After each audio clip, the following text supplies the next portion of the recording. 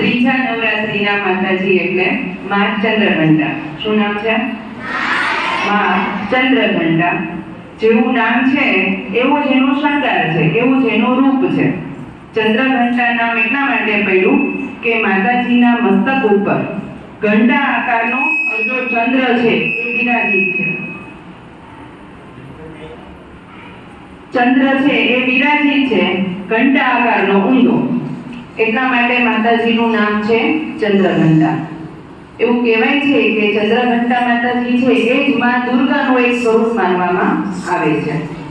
તો કથા કંઈક આવી છે. પ્રાચીન સમયમાં મહિષાસુર નામનો અસુર હતો, દાનવ હતો. અસુર એટલે દાનવ હતો, રાક્ષસ હતો. આપણે ઘણીવાર મહિષાસુરનું નામ સાંભળ્યું હશે, બરાબર? હવે એને વિષ્ણુ બ્રહ્માજીની તપશ્ચર્યા કરી અને વરદાન મેળવી લીધું. શું કે મને કોઈ દેવતાઓ છે એ મારી શકે નહીં. વિષ્ણુ ભગવાન બ્રહ્માજીએ કીધું તથાસ્તુ, અને એને વરદાન મળી ગયું અને એ તો આતંક મચાવવા માંડ્યો મહિષાસુર છે, બરાબર? આખી પૃથ્વીને તહેસ નહેસ કરવા માંડી. સૃષ્ટિમાં કોઈ બાકી ન રહ્યું, એટલો બધો એનો હાહાકાર મચી ગયો, ત્રાસ વર્તાનો એનો, બરાબર? હવે એની નજર હતી એ ઇન્દ્રાસન મેળવવાની હતી.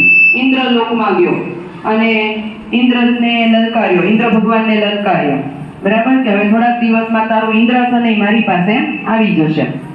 બધા દેવતાઓ મૂંઝાણા, ઇન્દ્ર મૂંઝાણા અને ગયા એ બધા ત્રિદેવ પાસે. ત્રિદેવ એટલે બ્રહ્મા, વિષ્ણુ અને મહેશ. એની પાસે જાય છે, કરગરે છે, યાચના કરે છે, આજીજી કરે છે કે જો આવું ને આવું મહિષાસુરનો ત્રાસ રહેશે, એટલો બધો આતંક રહેશે તો એક વખત સૃષ્ટિ આખી છે એ આતંક નીચે આવી જશે અને સૃષ્ટિનો નાશ થશે અને ઇન્દ્રનો રાજા કોણ થઈ બેઠશે? મહિષાસુર. તો આવા સમયે દેવતાઓ બધા છે એ ત્રિદેવની યાચના કરે છે અને ત્રિદેવ છે એ બધી વાત સાંભળે છે, બ્રહ્મા, વિષ્ણુ, મહેશ, અને એને ગુસ્સો આવે છે, ક્રોધ ચડે છે. અને આ ત્રણેય દેવતાઓના ક્રોધમાંથી એક જ્વાળા પ્રગટ થાય છે અને એ જ્વાળામાંથી માતાજી છે એ પ્રગટ થાય છે. એ માતાજી એટલે મા દુર્ગા, બરાબર? પછી અલગ અલગ દેવતાઓ એને આયુધો આપે છે, અસ્ત્ર શસ્ત્ર આપે છે. જેમ કે ભગવાન શિવ એને ત્રિશૂલ આપે છે, વિષ્ણુ ભગવાન એનું ચક્ર આપે છે, બરાબર? ઇન્દ્ર ભગવાન છે તો એનું વજ્ર અને એનું ઘંટ છે એ આપે છે. સૂર્ય ભગવાન છે તો એનું તેજ આપે છે અને સિંહની સવારી આપે છે. અને આમ મહિષાસુરનો નાશ કરવા માટે આ દુર્ગામાં કે જેને ચંદ્રઘંટાનું રૂપ લીધું એ 9 દિવસ સુધી યુદ્ધ કરે છે. કેટલા દિવસ સુધી?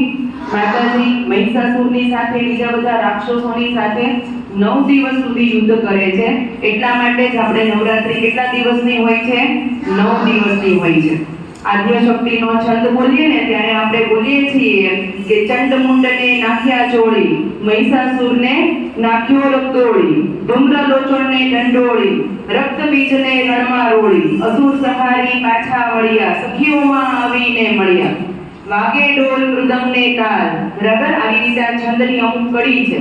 તો જો એની અંદર કેટલા બધા રાક્ષસોના નામ આવ્યા. મહિષાસુરને માર્યો, ધૂમ્રલોચન, રક્તબીજ, બરાબર? આ બધાનો સંહાર કરે છે અને માતાજી પાછા પરત ફરે છે અને આખી પૃથ્વીને એ મહિષાસુર અને અન્ય દાનવોની યાતનામાંથી બચાવે છે. આમ આખી સૃષ્ટિ છે એ દાનવોમાંથી મુક્ત થાય છે અને આ રીતે આ માતાજીનો જન્મ થાય છે અથવા તો માતાજીના સ્વરૂપનું એક પ્રગટ થાય છે. એટલા માટે આ માતાજી છે મા ચંદ્રઘંટા. અન્ય દેવતાઓ પણ એને અસ્ત્ર શસ્ત્રથી વિરાજિત કરે છે અને સિંહ ઉપર સવારી કરનારા આ માતાજી આપણે એને દુર્ગા માં કહીએ છીએ અને આજના નોરતા માટે એને આપણે ચંદ્રઘંટા માં એવું કહીએ છીએ. અને કહેવાય છે કે આ માતાજીનું સ્વરૂપ છે ને એ સ્વર્ણ છે, સોના જેવું ચમકીલું છે. અને માતાજીની છબી મૂર્તિ જુઓ એટલે યુદ્ધ માટે આમ તત્પર હોય ને, ગુસ્સામાં હોય ને એવી એમની છબી તમને દેખાય. અને જો કોઈ આ માતાજીની કૃપા યાચના પ્રાપ્ત કરે, બરાબર, એમની શક્તિ પ્રાપ્ત કરવા માટે જે કાંઈ એ સાધના કરે તો એવું કહેવાય છે કે ઘણા બધા એના ભક્તોને અલૌકિક શક્તિના અનુભવ થયા છે. અલૌકિક અનુભવ થયો છે. અલૌકિક એટલે આ લોકનો ન હોય એવા એને અલગ અલગ અનુભવ થયા છે. એ જ્યારે સાધનામાં મસ્ત હોય અને માતાજી એની ઉપર કૃપા વરસાવે ત્યારે એને દિવ્ય સુગંધનો ભાસ પણ થાય છે, બરાબર? એટલે આ માતાજીની યાચના કરવાથી ઘણી બધી વખત આપણને આ બધી અનુભૂતિ પણ થાય છે. તો આપણને શીખવા શું મળ્યું?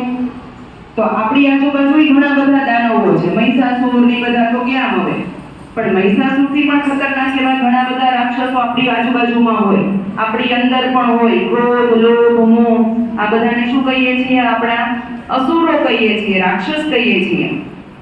તો નવરાત્રિમાં એ પછીના સમયમાં માતાજીની ઉપાસના કરી અને આ રાક્ષસોને પણ આપણે હણવા જોઈએ.